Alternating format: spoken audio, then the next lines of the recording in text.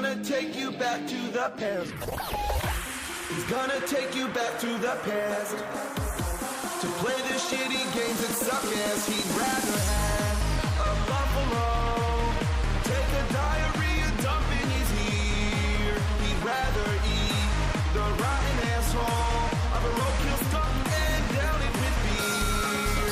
He's the angriest gamer you've ever heard. He's the angry Nintendo nerd. He's the angry Atari Sega nerd. He's the angry video game nerd.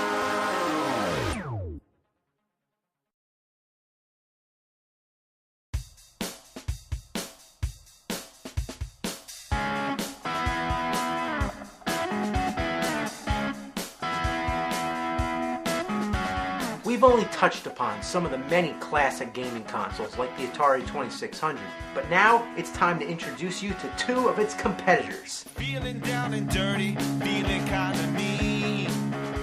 Exhibit A, the Intellivision. I've been from one to another extreme. Exhibit B, the ColecoVision. This time I had a good time and got out the way. Both tried to take down Atari and both had a similar library of games. I wanna stick around till I can't see straight.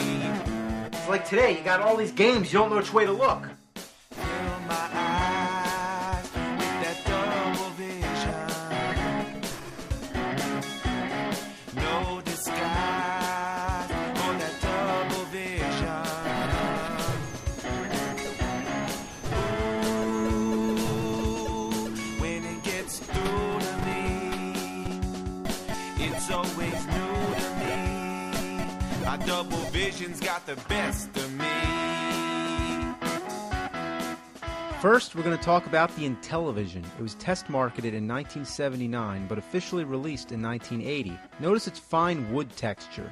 Everything back then was made of wood. You know the Stone Age? Well, that was the Wood Age. The Intellivision came from Mattel Electronics. Now, you know what else they made? The Power Glove. Now, that's a bad sign right there, but it was a great game system for its time. Now, I'm going to whip through a bunch of random games, mostly shitty ones, but I'm going to tell you right now, I have 3 common complaints. Number 1, many of the games are very similar to other games, and often they're blatant copies. Number 2, without instructions, they're difficult to understand how to play. Number 3, the controls suck ass. And in this regard, the main problem is the controllers. Why a numeric keypad? This is a video game controller, not a phone. Then there's 2 little buttons on each side, which are usually the fire buttons. It's awkward to handle. And rather than a joystick or a control pad of some kind, you get this weird disc. Sometimes in the heat of the game, you can actually jam your fingernail on it. It also acts as a button, so in total, that's 17 buttons. And for games this complex, you really need that many. When you pop in a game, the first thing you do is try every button before you figure out which ones do anything. Most of them don't do jack shit, and it's different for each game. That's why many of the games come with overlays. You slide it over the keys, and now you can see what they do. It helps out, but damn, what a shitload of fuck. And the games barely fit in the cartridge slot. It's like trying to stick your dick in a Cheerio. So this is Space Battle. Sounds promising enough, but okay, what's this? None of the buttons do anything but make fart noises. And the overlay has a bunch of Triforces. Is this where they came from? All you gotta do is wait for the squadrons to meet the aliens, and then it brings up the battle screen where you shoot blueberry pancakes. This should be the whole game. Why does this part even exist? Next, I don't know, let's try Mission X. More like Mission Ass. It's a 2D shooter, but it's real hard to shoot things. I mean, you have to be at the exact altitude. 2 rises up and 8 goes down, and the fire buttons are on the side. I mean, that's great, right? Why not spread the buttons out as much as possible? Alright, what's next? How about Utopia? It's kind of a precursor to SimCity. You're basically the god of an island. You build stuff and storms come by and, wow. All I can say is that back in 1981, people had a lot more imagination. Okay, how about He-Man? Oh man, I thought it was going to be He-Man. So you're flying around in the Wind Raider shooting at stuff. I think on the ground that's Skeletor. You drop bombs on him and that's it. Wait, did I just call that white square a bomb? See, that's using your imagination. Vectron. In the 80s, everything was Tron. Megatron, Voltron, Tron the movie. You get the idea. This is a weird game. The first challenge is to figure out which of these indescribable objects you're controlling. So, guess what? I think you're this green V. You can shoot at stuff, but you can't move. And that's just fantastic, because there's a big gleaming box immediately blocking your path. I'm not gonna lie, I don't get it. Now, speaking of Tron, here we have Tron Deadly Discs. You just run around throwing shit at people. Seems like it would be a fun little game, but what ruins it for me is how ass the controls are. Rather than having one simple fire button and aiming with the joypad or disc or whatever, the keypad determines which direction you shoot.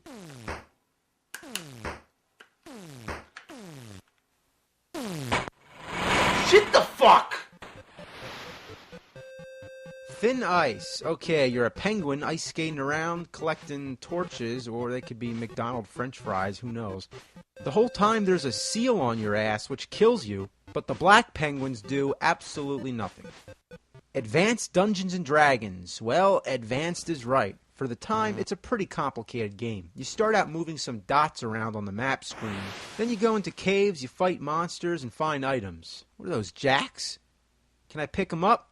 I guess not.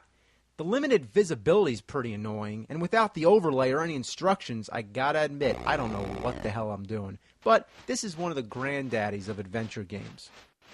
Alright, what do we got here? Space Spartans? Man, what the hell does that mean? A Spartan in space? Was Marvin the Martian a space Spartan? You got this grid screen and you shoot shit, which looks like TIE fighters. Microsurgeon. The picture reminds me of Slim Goodbody, and I can't believe I'm making that kind of reference. But anyway, you control a barely visible dot on the screen moving around the human body. There's spiders and clouds floating around, and I doubt this thing's medically accurate. You just explore all the guts, technically making it the goriest game ever made. But it only goes so far. Guess the piss and shit zone just didn't do it. Frog Bog. You're a frog, and the goal is to eat as many flies as you can. It's the same thing as Frogs and Flies on the Atari 2600, but the graphics are way better. On Atari, the flies are just flickering dots. However, it's more fun to play because of its fluid control. It's a fine example of better graphics don't make a better game. Buzz Bombers. Now, this is funny. You kill a bunch of bees with bug spray, but no, you don't use a can of bug spray. You are the can of bug spray. There's also a hummingbird you can shoot at, but it doesn't seem to do anything. You know when bees sting you, their asses break off and they die. Space Hawk. Man, everything begins with space. So you're just a guy floating around space shooting green slime. Uh-oh, the bubbles are coming. Gotta find the... Mother of a fuck! It'd be so much easier to move if you could just use the disc. Instead, it's the damn keypad. Uh-oh, here comes the Space Hawk. Gotta move, gotta move. Damn! I wiped my ass on this game. Boxing. Okay. Yeah, boxing. This sucks. Snafu. You have to keep the line going as long as possible without touching the other lines or hitting your own. It's the bare basics of graphics, but surprisingly, it's a pretty fun game. Okay, now we gotta move on, but let me introduce the IntelliVoice voice synthesis module. What the fuck is that? Well, it makes your games talk. Yeah, now at the time, the idea of having voices in video games was a new thing. But unfortunately, only a few games were compatible, like B-17 Bomber. Mattel Electronics presents B-17 Bomber. B-17 Bomber! B-17 Bomber. Alright, fuck the game. Let's try Bomb Squad. Mattel Electronics presents Bomb Squad. They'll never do it in time. The code, figure out the code. What? Guess I gotta defuse the bomb. It won't be easy. Replace this third, this fourth, this second, this first. Oh shit! Oh shit!